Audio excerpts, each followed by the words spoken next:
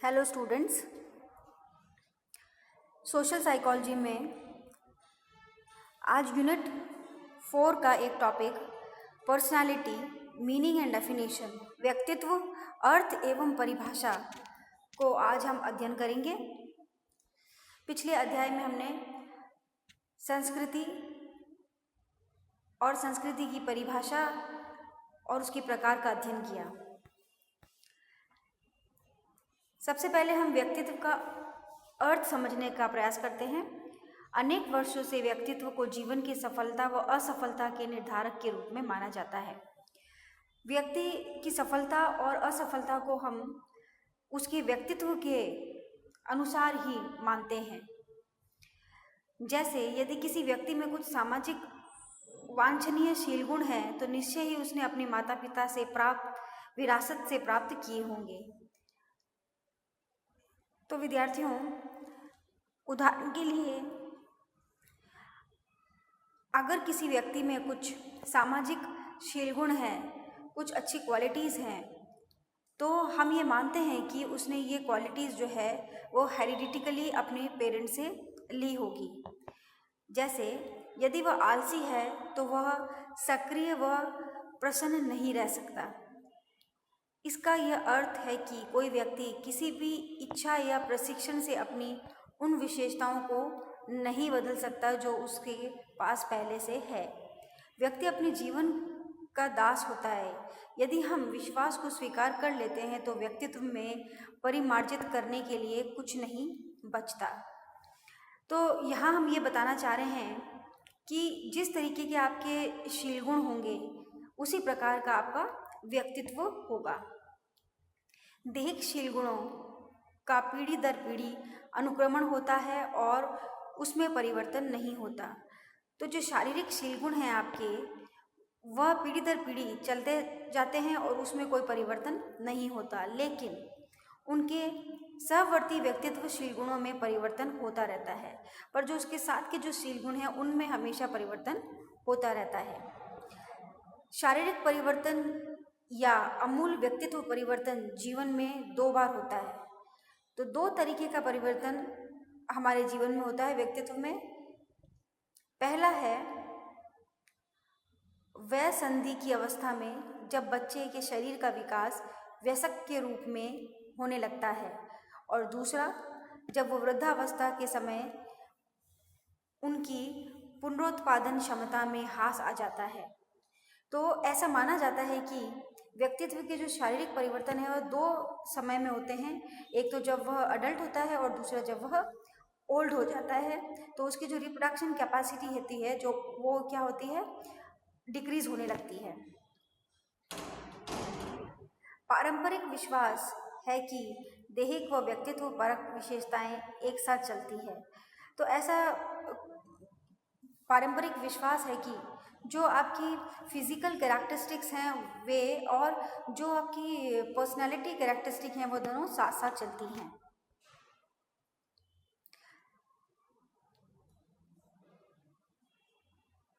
और यह इतना प्रचलित और लोकप्रिय है कि लोग शारीरिक विशेषताओं को जैसा वह शरीर से दिखाई दे रहा है उसकी विशेषताओं को देखकर उसके व्यक्तित्व का भी आकलन करते हैं।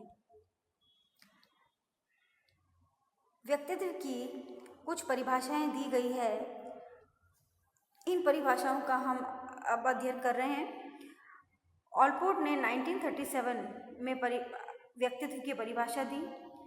ऑलपोर्ट के अनुसार व्यक्तित्व व्यक्ति के भीतर उन मनोशारीरिक तंत्रों का गत्यात्मक संगठन है जो वातावरण में उसके अपूर्व समायोजन को निर्धारित करते हैं। तो विद्यार्थियों, ऑलपोर्ट ने यह कहा कि जो व्यक्तित्व है व्यक्ति का, वे मनोशारीरिक तंत्रों का, मन और शारीरिक यानी आपकी फिजिकल और साइकोलॉजिकल जो कैरेक्टरिस्टिक्स हैं, जो सिस्टम है, उसका एक गत्यात्मक संगठन है। गत्यात्मक संगठन का मतलब हुआ वो संगठन जो हमेशा चेंज होता रहता है। जैसा आप वातावरण से एडजस्ट करते हैं उस प्रकार वह जो मनोशारीरिक तंत्र है वह चेंज होता रहता है। तो ये जो सारा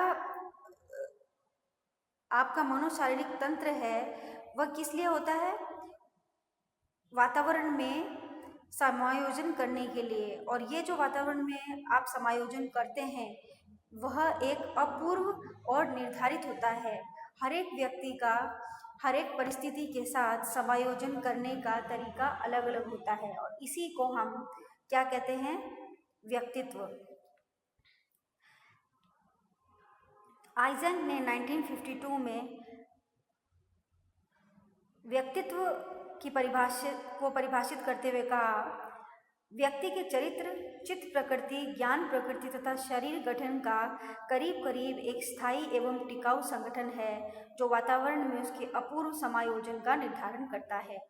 आइजैक ने भी यही बताया कि व्यक्ति के चरित्र, चित्त प्रकृति, ज्ञान प्रकृति तथा शारीरिक गठन का एक स्थायी और टिकाऊ संगठन, ये जो हम बता रहे हैं चित्त प्रकृति, ज्ञान प्रकृति और शारीरिक गठन, इसका एक स्थायी संगठन जिससे कि व्यक्ति वातावरण में समायोजन करता है और यह समायोजन जो है वह एक यूनिक तरीके से वह करता है।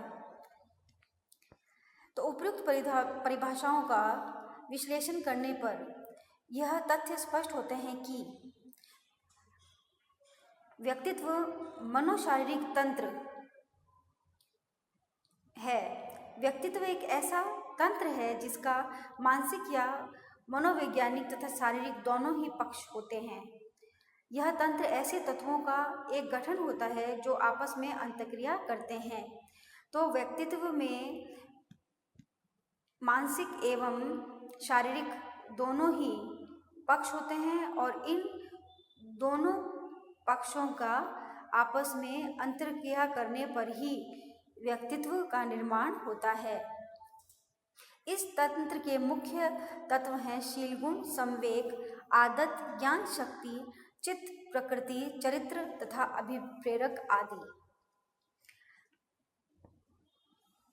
दूसरा व्यक्तित्व का जो इम्पॉर्टेंट कैरेक्टरिस्टिक है वह है कि यह गत्यात्मक संगठन है, डायनामिक ऑर्गेनाइजेशन है।